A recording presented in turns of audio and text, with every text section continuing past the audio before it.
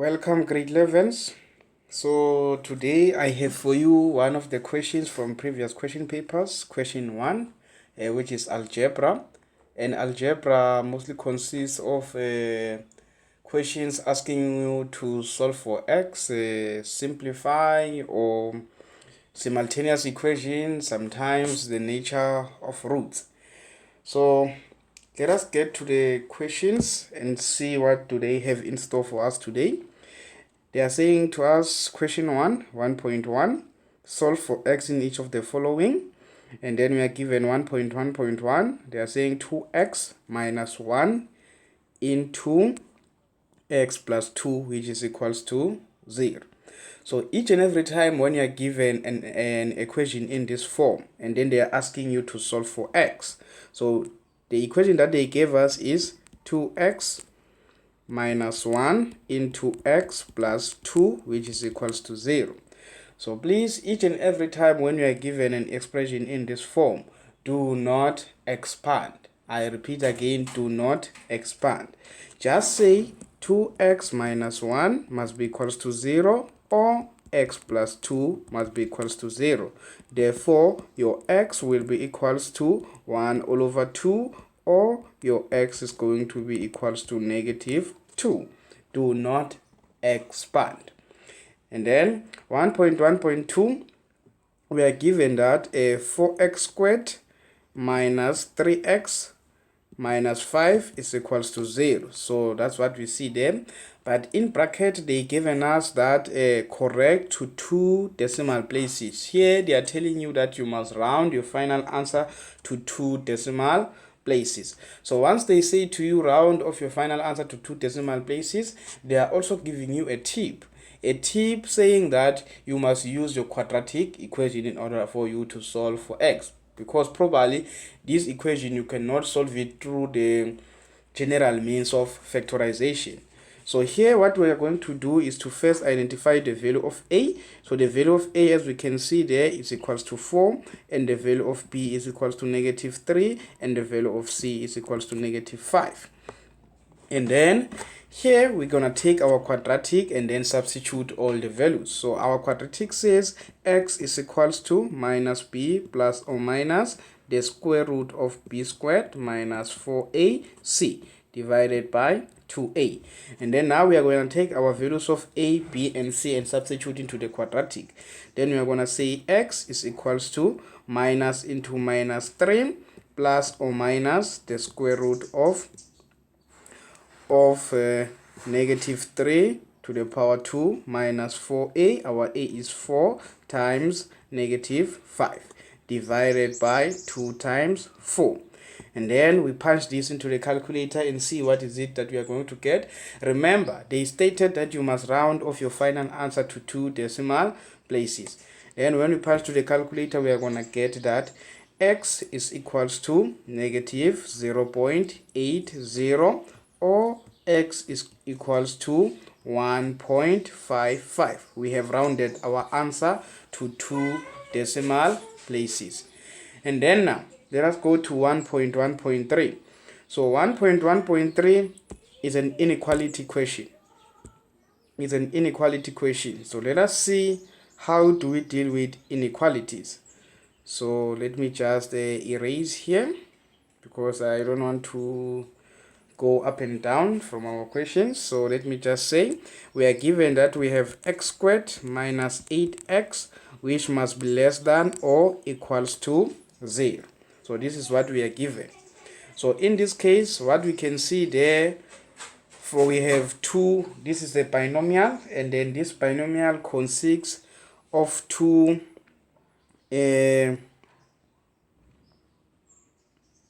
terms, which is this the first term, and then this is the second term. And then here what is it that we can do is to check that we have a common factor. Yes, I think we have a common factor, which is an x, because we can see here we have an x squared, and then on this other side we have negative 8x, meaning that we have an x in both the terms, meaning that we can take out the common factor, and then our common factor is just gonna be an x. We're gonna say x into x minus 8, we're just factorizing, which must be less than or equals to 0. So from here we find our critical values. And how do we find our critical values?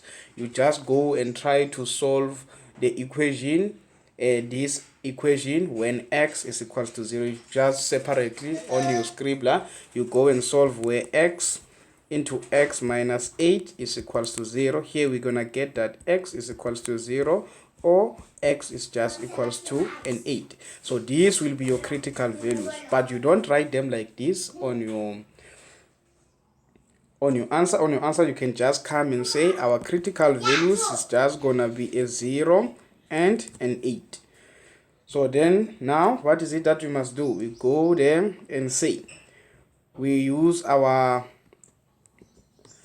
quadratic method in order for us to check where this expression is less than or equals to 0. So remember, this sign, it just simply means less than or equals to 0. Basically, they are saying to you, where is this expression below the x-axis? Because if we just go and draw our parabola there, or our quadratic function, so they're basically asking where is the parabola less than 0 or below the x-axis.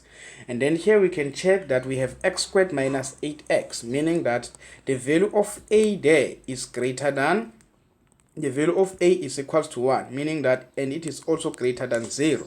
And we know that if we have a quadratic and the value of a is greater than 0, it means that our quadratic has a minimum. It has a minimum value, meaning that our quadratic is having a smiling face. So meaning that our quadratic will look like this. So this is how our quadratic will look like. So since our quadratic looks like this one, so we're gonna here on the where we're gonna say this line represent our x-axis. So where the quadratic cuts the x-axis, we're gonna say this is where our critical values are. So that means we have our critical value here, which is 0, and another critical value here, which is an 8.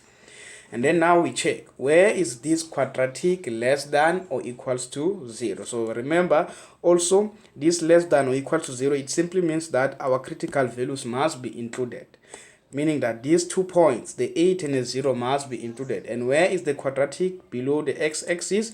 This is the part where the quadratic is below the x-axis. Therefore, we're going to have what? We're going to have that x, in order for this expression to be below the x-axis, we're going to say we need x to be greater than or equals to 0, but also our x must be less than or equals to an 8. So did you see, ladies and gentlemen, how we wrote our inequality? So you can either use the number line method or you can use this quadratic method. So the one that you find easily, please use it. And then let us go to 1.1.4. So let me just erase here quickly. So 1.1.4 is a expression involving sets or square roots, to say like that. So we are given the square root of 14 minus x plus 2, which is equals to x. And please take note that 2 is outside the square root. It's not inside the square root. So the first thing that here we can do is to transpose that 2, meaning that we subtract 2 both sides. We're gonna have that, we're gonna have 14 minus x, which is equals to x minus 2. And then once we have this, how do we remove a square root? We remove a square root by squaring both sides, meaning that we're gonna square both sides. So if we square both sides, we know that this square root is gonna cancel with that 2. We are now left with 14 minus x, which is equals to this. We can expand and say we have x minus 2 into x minus 2, because those is a double. And then we're gonna have 14 minus x, which is equals to, here we are expanding. If we expand this, we're gonna get that x squared minus x into negative 2. We're gonna say we have 2x, and then negative 2 into x, we're gonna say we have negative 2x, and then negative 2 into negative 2, we have positive 4. And then we have 14 minus x, which is equals to x squared minus 4x plus 4. And then we write it in standard form. We take everything from the left hand side, we transpose it to the right hand side. That means we're gonna have that x squared minus 14x plus 4 plus x minus 14 is equals to 0. Then we're gonna have x squared minus 4 plus 1, it gives us a minus 3x. Then 14 minus 4 minus 14, it gives us a negative 10, which is equals to 0. And then now we factorize this equation. So if we factorize this equation, we are looking for the factors of x and 10, and then the factors are going to be x, and then factors of 10 are 10 and 1. We also have 5 and 2. Yes, I think these are the factors of 10. And then here we can see that we do have factors in such a way that if we subtract them, or they are going to give us a 3. So we can use a 5 and a 2, and then now we need to check the sign. So in order for us, when we say 5 multiplied by a 2 to give us a negative 10, that means one must be negative and the other one must be positive. So what is it that we are going to have? Here we are going to have that our 5 is going to be negative, and then our 2 is going to be positive. Okay, and then we're going to have that x is equals to a 5, or x is equals to a negative 2. And then now, when you are done here, when you have found the values of x, then you go and substitute to the given equation to check whether these values of x are correct or not. Meaning that you take that the first value, which is x is equals to 5, you substitute it there and say 14 minus 5 plus 2, which must be also be equals to 5. You must check this whether it is correct. And then if you do this and you also do the same thing with the 2, you're gonna see that the value of when x is equals to 5, it gives you that expression is equals to 5. But when you say x is equals to negative 2, it's not gonna give you. So that's where we say x is equals to negative 2 is not a solution. So we just come here and say x is equals to negative 2 is not applicable, meaning that it is not a solution for this expression. And then 1.2. So 1.2 is the simultaneous equation. So you are required to solve for x simultaneously. So let me just quickly do that here. So how do we solve simultaneously? Remember, simultaneously, it means that you are going to be given two equations, and then you are required to solve those two equations at the same time. So what is it that we do? We first go there and say we're going to let our y plus 4 to be equals to 2x to be our first equation, and our x squared minus xy plus 21 to be equals to 0 to be our second equation. And then we take equation 1. We say from equation 1, you let y to be equals to 2x minus 4 to be our equation number 3. So now we have three equations. What is it that we do with the three equation? We say you must substitute equation 3 into equation 2. So we do that. The substitution is, if we substitute there, we're gonna have that x squared minus x into 2x minus 4 plus 21, which must be equals to 0.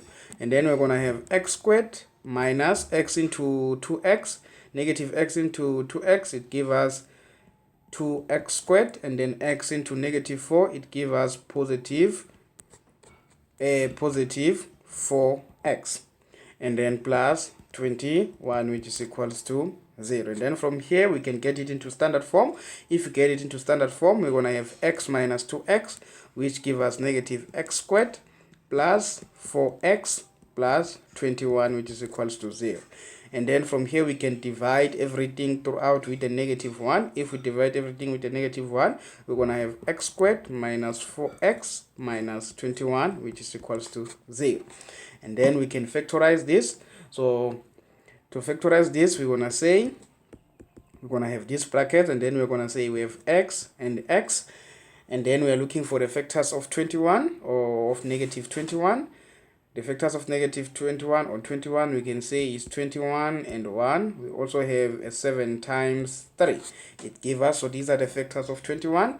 So factors of 21 in such a way that when we add them or subtract them, they are going to give us a negative form. We can see we can use a 7 and a 3. So we use 7 and 3.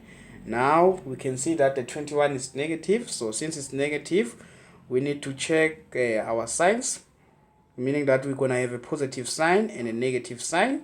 So now we need to decide which one takes the negative sign and which one takes the positive sign. So here our 7 is going to take the negative sign and our 3 is going to take the positive sign. And then we're going to have that therefore x is simply just equals to a 7, or x is equals to a negative 3. And then from here, what is it that we do? We just go and take these x values and gonna substitute in one of the equations. So the best equation to substitute in is that equation 3. We're gonna say now we check when x is equals to a 7. We're gonna say we have y is equal to 2 times 7 minus 4, which is 2 times 7 is a 14. 14 minus 4 we have a 10. And then we're also gonna take when x is equals to a negative 3, meaning that y is equals to 2 times negative 3 minus 4, which is equals to 2 times the negative 3. It gave us a negative 6, and then negative 6 minus 4, it gave us a negative 10. So the values that we have here for x is that we have x being equals to 7 and y being equals to a 10, and then x also being equals to a negative 3 and y being equals to a negative 10. We can write them in this form if we like to. And then let us go and look at our 1.3. So 1.3, they're asking us about the roots. So once they talk about roots, meaning that they're now going to ask you about the nature of roots. So if the roots of a quadratic equation are given by negative 2 plus or minus the square root of 4 minus 20m divided by 2, calculate the values of m for which the equation will have real roots. So they're asking us for which equation will this have real roots. So where will it have real roots? It is going to have real roots. We need to go back to our nature of roots, whereby we talk about this discriminant. So we talk about this discriminant. We say from the quadratic x is equals to negative b plus or minus the square root of b squared minus 4ac divided by 2a. So our discriminant is what is inside the square root. So what is inside the square root is that discriminant represented by delta is going to be equals to b squared minus 4ac. That is our discriminant.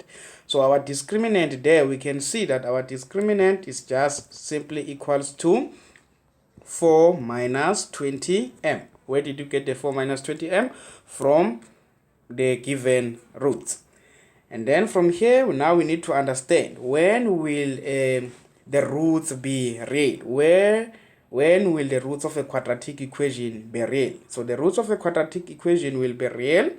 They are going to be real if the discriminant is greater than or equals to 0.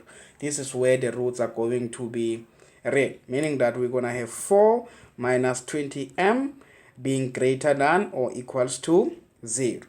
So here we can take the 4 to that other side and then say we're going to have negative 20m being greater than or equals to negative 4. And then now what happens when you divide by a negative number? You know that when we want to solve this, we're just going to divide with negative 20 both sides. But we have a rule that says when you divide by a negative number given an inequality, then the sign changes, meaning that we're going to have that therefore our m is just equals to, not equals to, is less than or equals to negative 4 over negative 20, whereby our m is going to be less than or equals to 1 all over 5. Did you see that? Our sign changed because we divide by a negative number. So this is what I had for you guys today. So see you next time.